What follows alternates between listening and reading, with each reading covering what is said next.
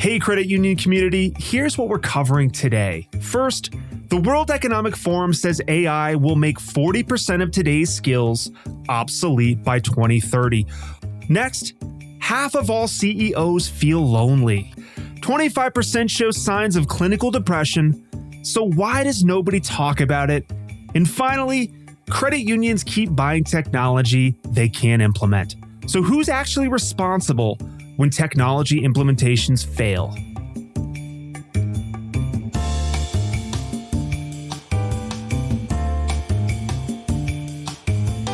Welcome to Grow Your Credit Union, the podcast where credit union leaders gather, learn, and grow. I am Joshua Barkley, the host of this show. And if there's any topics you'd like us to cover, email us at info@growyourcreditunion.com, or you can send me a message on LinkedIn. Before we begin today's show, I want to mention our sponsor, Pure IT.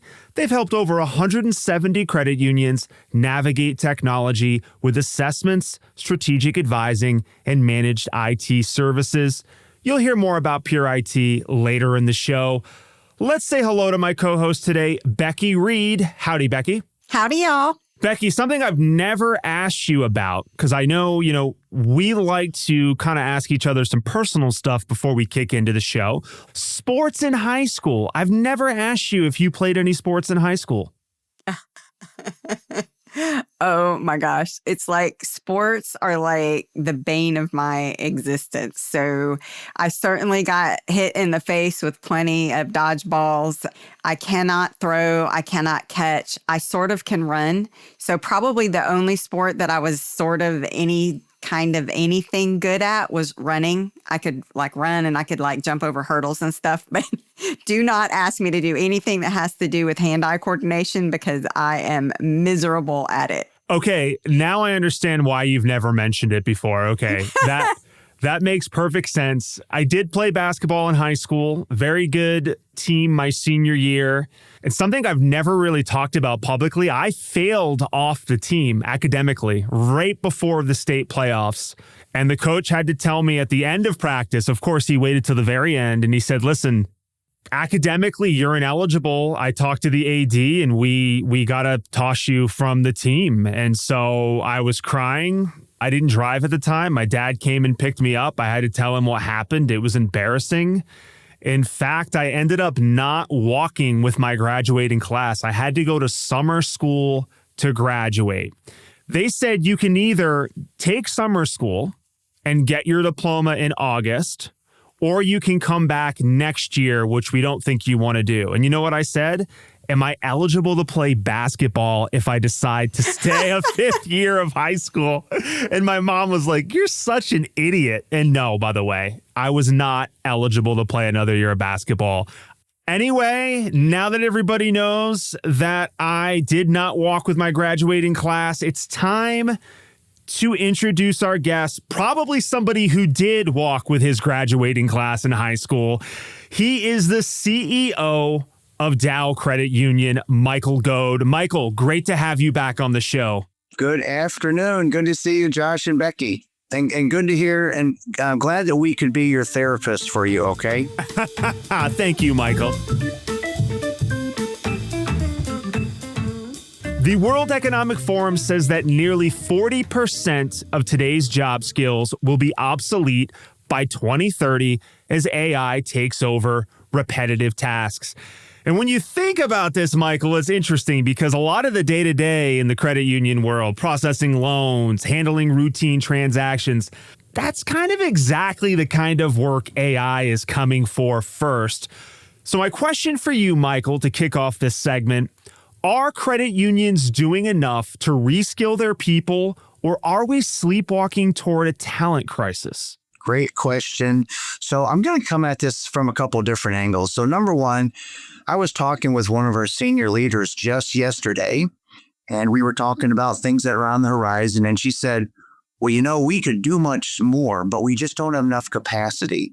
So that is such a common statement.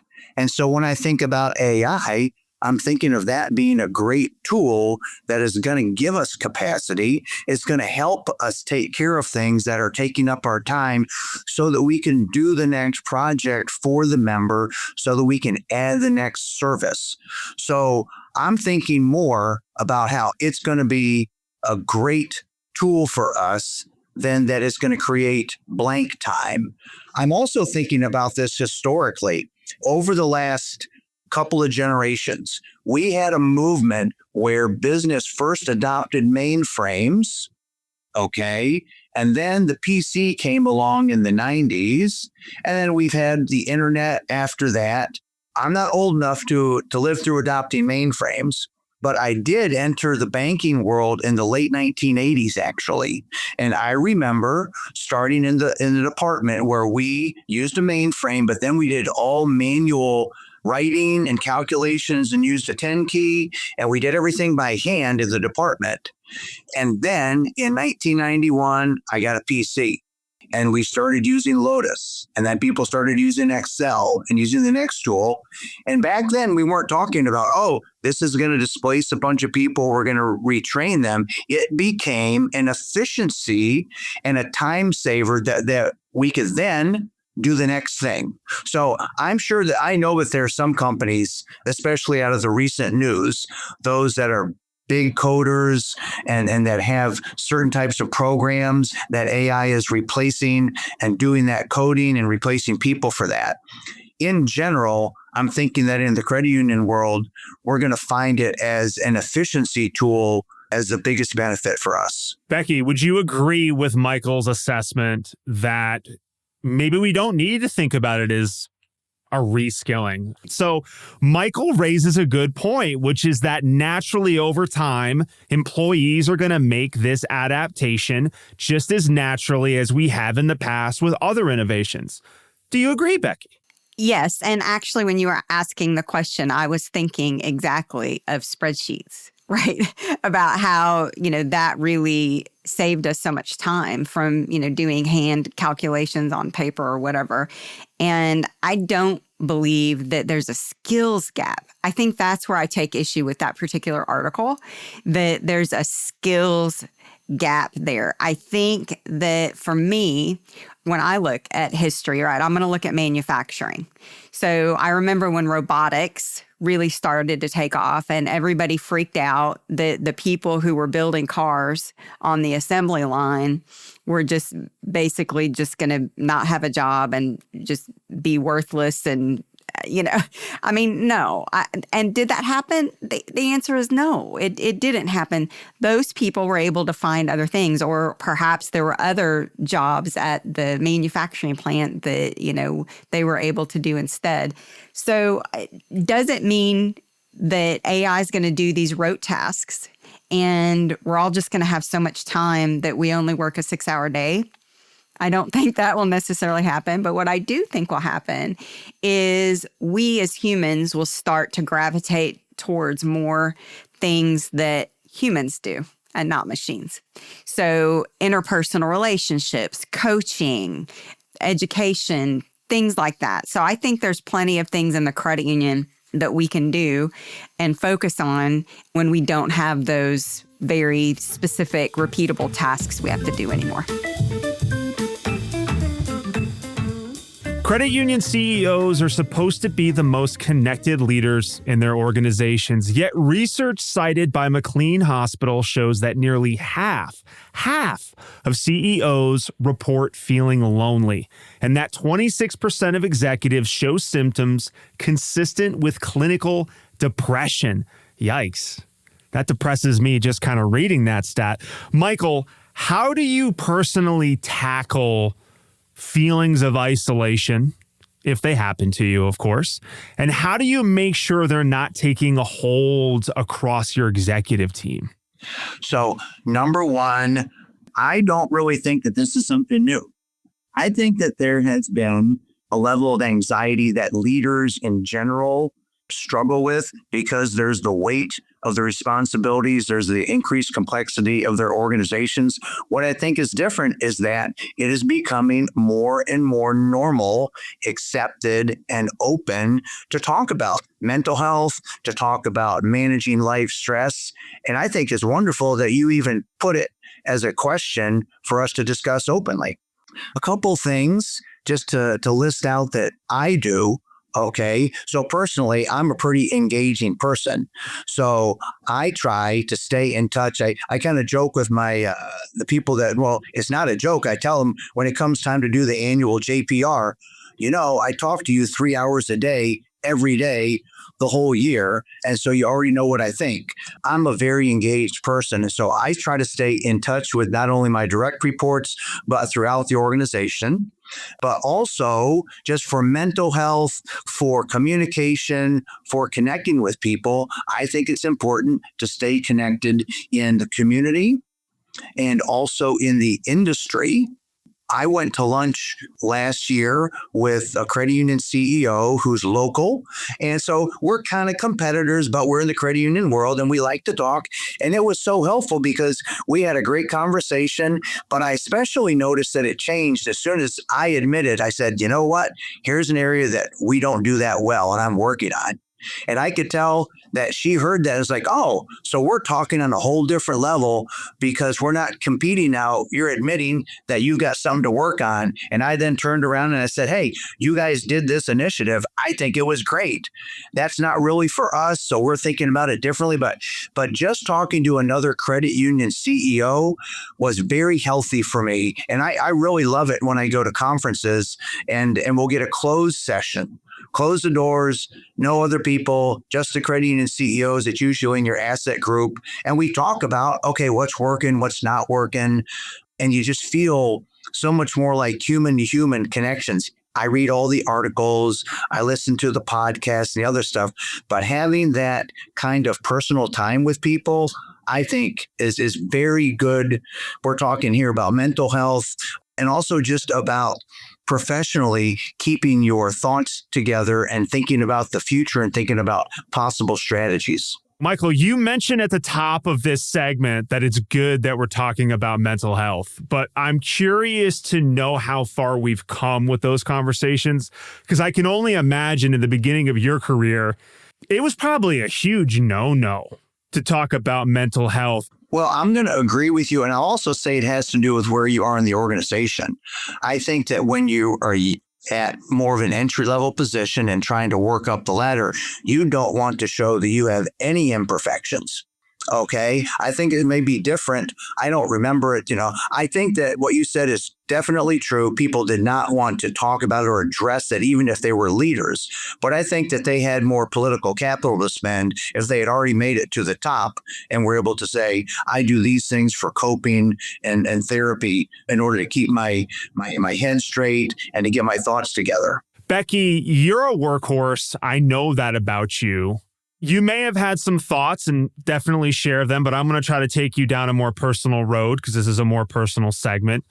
When you're feeling isolated and you're feeling those feelings of maybe I'm all alone, a little bit of sadness, how do you get yourself back? It's hard. So what Michael was saying earlier about being a credit union CEO, I think one of the things that I always thought about in that role was how lonely it was to a degree, because at the executive level, you're it. When things go wrong, it's your fault. When things go right, it's the team. You're in a unique position to know everything that's happening in the organization. Other people in the organization, even other C-level executives, may not have all of the information you have, but everyone in the organization and outside will second guess your decisions.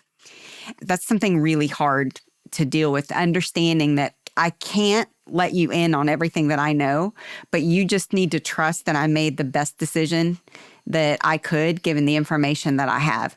And so that takes a level of self-confidence that you just have to learn. It's a skill you have to learn over time. Now, moving forward to the more personal thing, Josh, that I've learned is, I jumped into being an entrepreneur.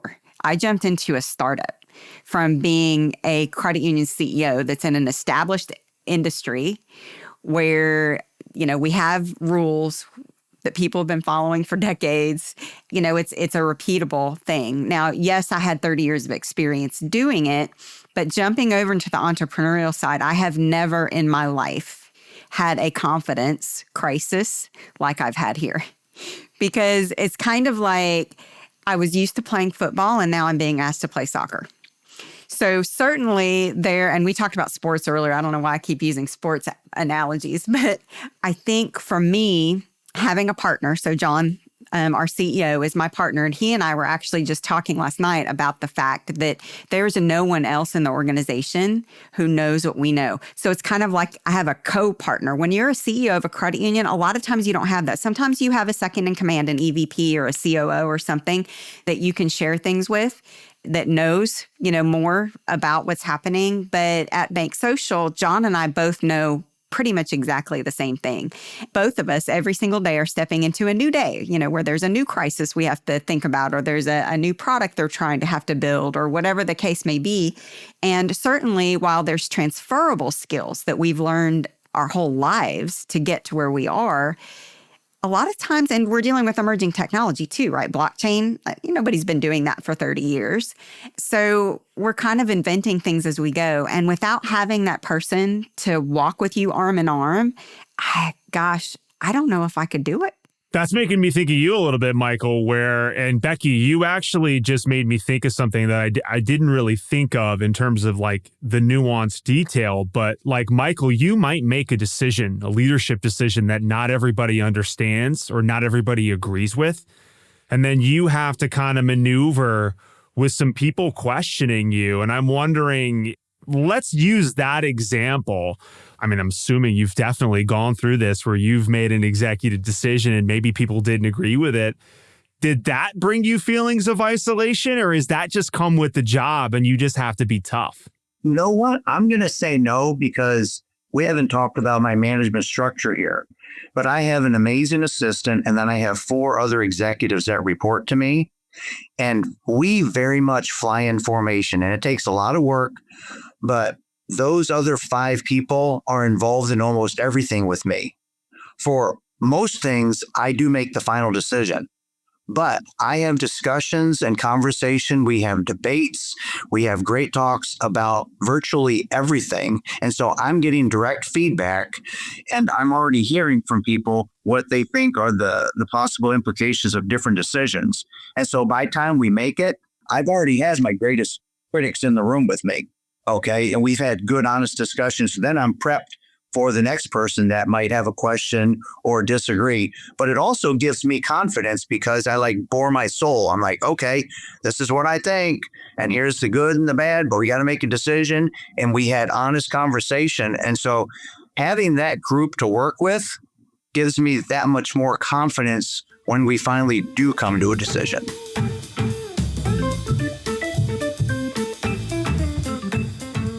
For nearly 10 years, Pure IT has helped credit unions modernize their technology, strengthen their cybersecurity posture, and build strategic roadmaps that align with their mission to serve members. They don't show up with a one-size-fits-all solution. Instead, Pure IT meets your credit union exactly where you are. Whether you're tackling infrastructure upgrades, navigating regulatory pressure, or trying to stretch a small IT team across big institutional priorities. Pure IT's approach is simple. Put strategy first, reduce complexity, and give leaders the clarity they need to make confident technology decisions. With deep experience across cloud alignment, cybersecurity resilience, and long-term IT planning, they empower credit unions to operate securely, efficiently, and with purpose. If your institution is ready for a strategic partner who understands the unique challenges of the credit union world, visit pureitqso.com to learn more. That's pureitcuso.com. Pure IT, helping credit unions build technology that works as hard as they do.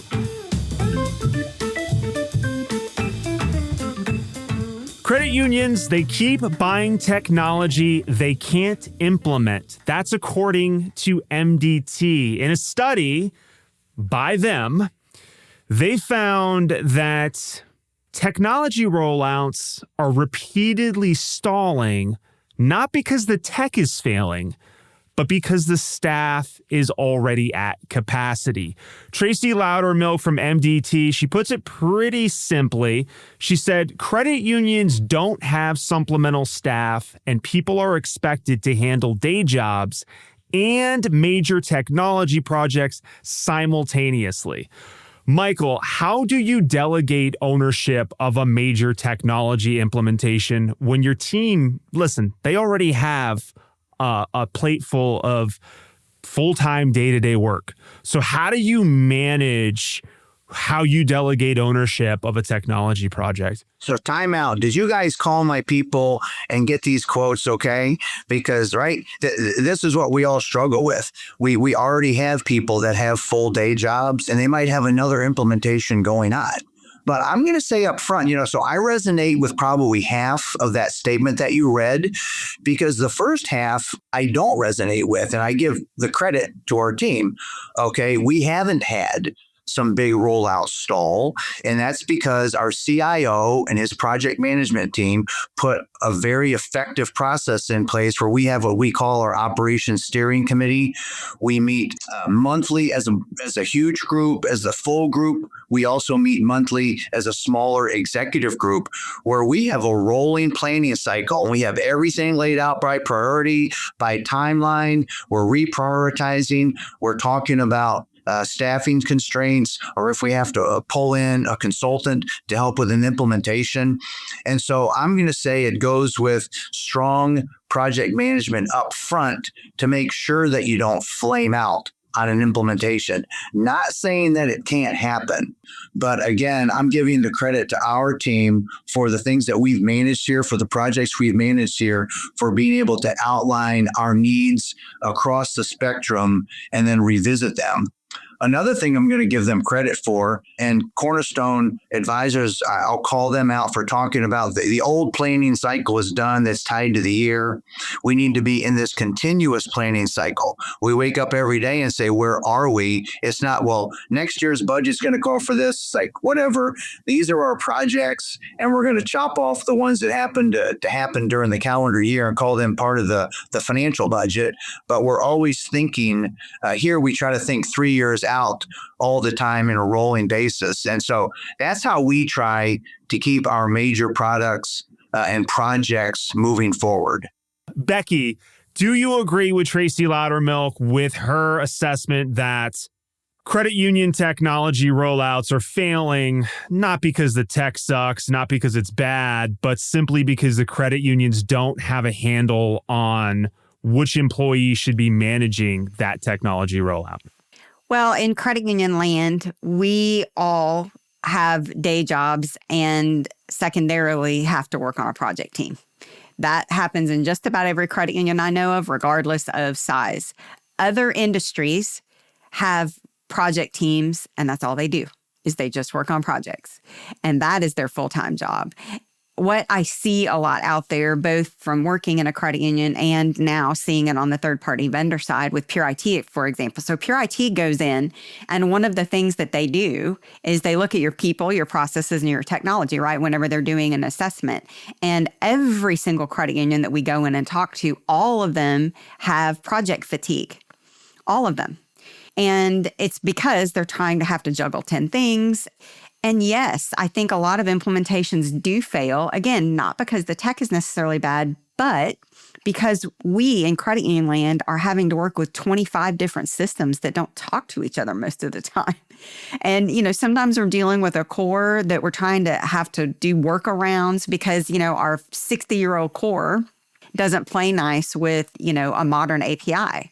So the best programmers in the world, the best software developers in the world build the best software product that they can, and only two things can plug into the core that work. Now, is that one of the things she's talking about as a failure? Maybe. And then just working through that, not understanding that from the beginning, finding that out midway through the project. Now you have sunk cost that you've put into the project and you can't deliver what you thought you were going to be able to deliver. It's just kind of a mess. And so I think project fatigue and constantly trying to keep up and layer things onto the experience is a challenge for every single credit union today. And how much success, we can toss this over to either of you. I'd love to hear both of your opinions on this.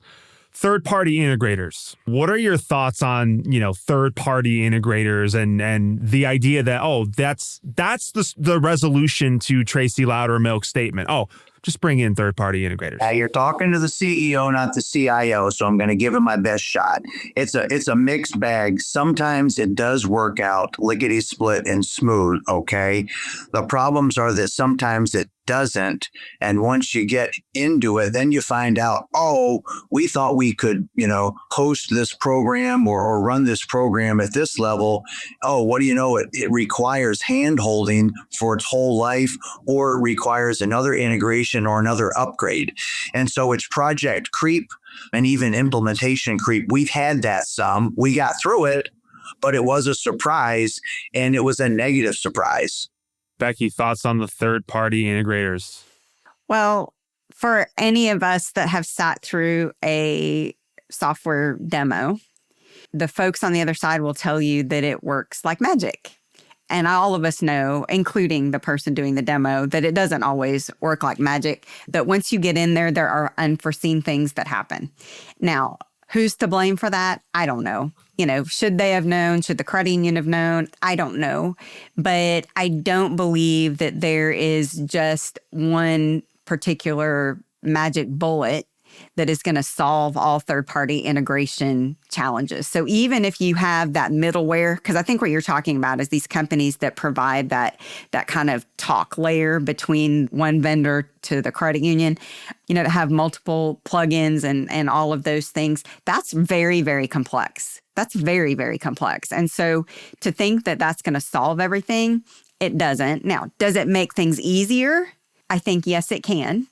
I think that especially if they've already integrated with, 4 or 5 different cores and yours is one of those, then some of those things have already been discovered and some of those roadblocks are already known. I guess it just depends on the situation and the core, but there's not a one size fits all. Let's jump to the wrap up here. Michael, final thoughts or plugs? Hit me. Hey, I want to thank you for putting these thoughtful questions out there and these topics, okay? And I want to make one final statement regarding dealing with just mental health, anxiety, and job stress. Something I try to do is stay in close touch with my direct reports. And when I can tell that a project or something is going harder for them, I say, yes, you're the point person on this, but remember, I'm here with you. Okay, do we need to change anything? Do we need to change the timeline? Do we need to delegate more? And so I try to stay involved, not take their leadership away. Yes, you're still the executive in charge of this, okay? But it's okay. You can confer with me. I don't see it as a point of weakness. Let's talk about this. Is there anything that needs to be adjusted? So I try to proactively take the pressure off them while still respecting that they're the leader that's going to get this done ultimately. And Michael, we always like to ask our guests, if somebody wants to get in touch with you, let's say a listener, what's the best way to do that?